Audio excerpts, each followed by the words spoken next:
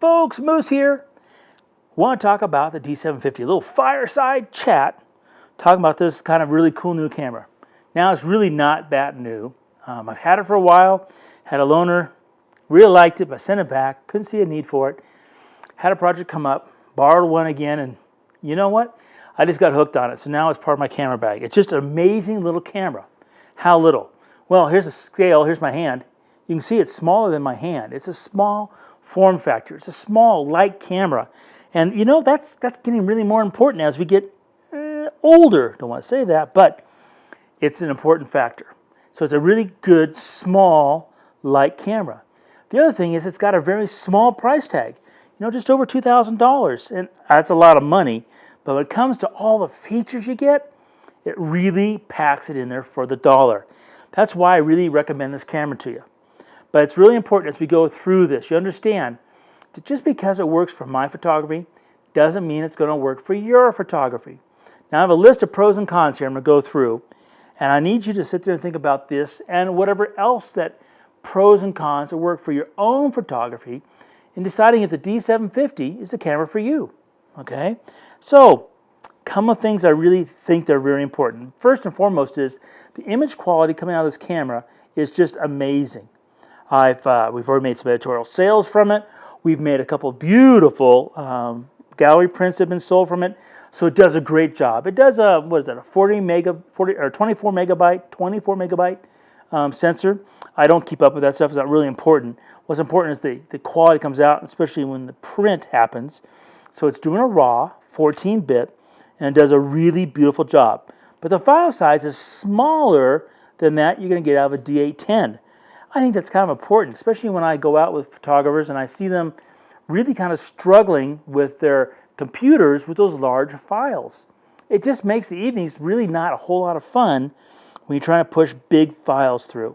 So I really like that about this camera. Smaller files, big quality. Okay. Now, is it what are the things you're kind of like not going to give this camera for the smaller price tag? Well, one of them is it's doing only a 5.5, I believe, frames per second. So you hit the button, it's only going to go that fast, 5.5 frames per second. It's got a, see here, I hit the button, I'm going to look at the, it says I can do 12 frames in the buffer. So it doesn't have like the continuous buffer of the D810. It has 12 frames, okay? One of the things you're going to be sacrificing for the smaller size and the price. Now it does have the E4 custom setting. So you do flash, okay, it has a built-in flash. Not that I really use that much. But I've used like the D8 or the 910 in here, or right now here's the Pro Photo that's right here lighting up this whole thing using the modeling light. This will work TTL with that, and it will separate the exposure compensation in the camera body from that of the flash. That's a really important feature. That's in this camera.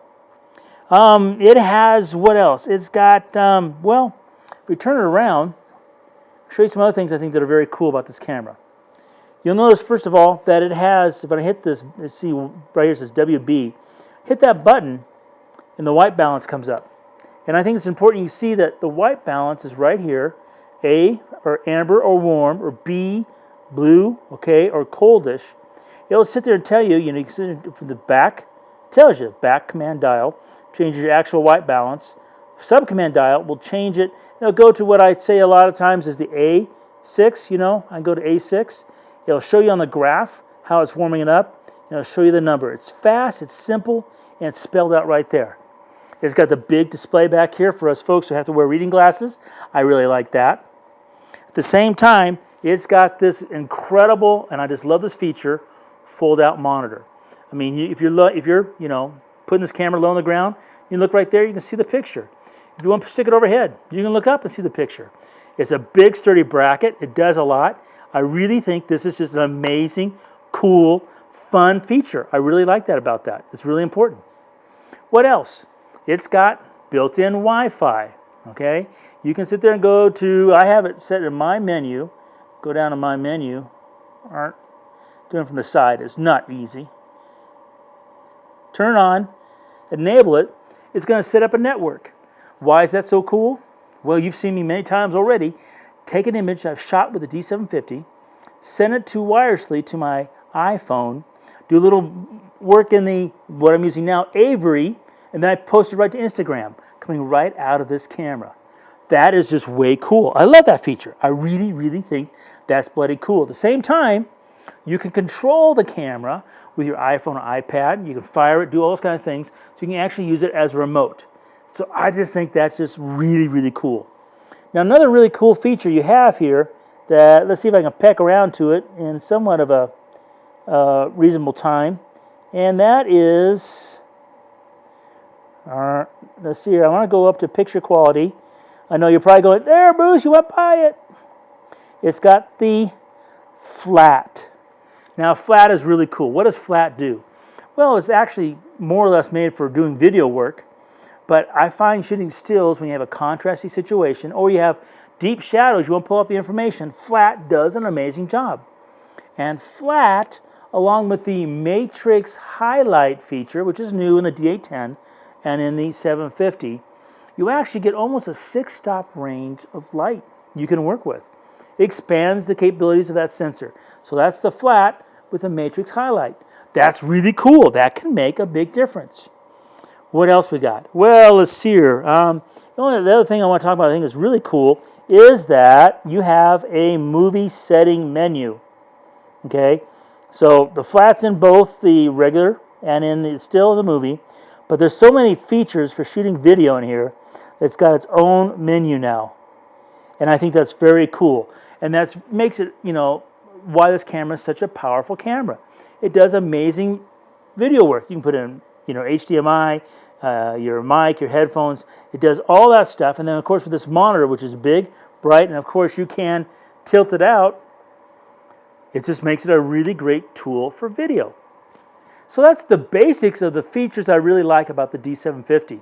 Now, when it comes to the con side, it's not a biggies, but the one that drives me the most nuts is the fact that, this is a square exit pupil, and this just digs into my eyebrow. I don't like it. It's not comfortable. I much rather have a round, a bigger, high eye point piece. That's my personal preference, but it's not really a big deal. It doesn't have a small RAW feature. It only has the regular RAW file. It's a smaller file than you get in the D810, but it would have been nice to have the RAW small file size. And when it comes to ISO performance, it does a good job. I mean, it's not a rock star like the D4S or the DF, but it does a great job. Going up to 1600 ISO, it's not an issue. You'll get big, beautiful 24x30 prints. Past that, I think you might be sacrificing a little bit of image quality for that higher ISO. But you look at the small package, the small price, and all the features, the D750 really packs inside of its little container just a mountain full of great stuff. So it's a D750. I want to encourage you, if nothing else, to go out and rent it and try it. And then I'm sure once you do, you'll get hooked. It's just a great little camera. One I really wanted to bring to your attention. I think you really love the new D750.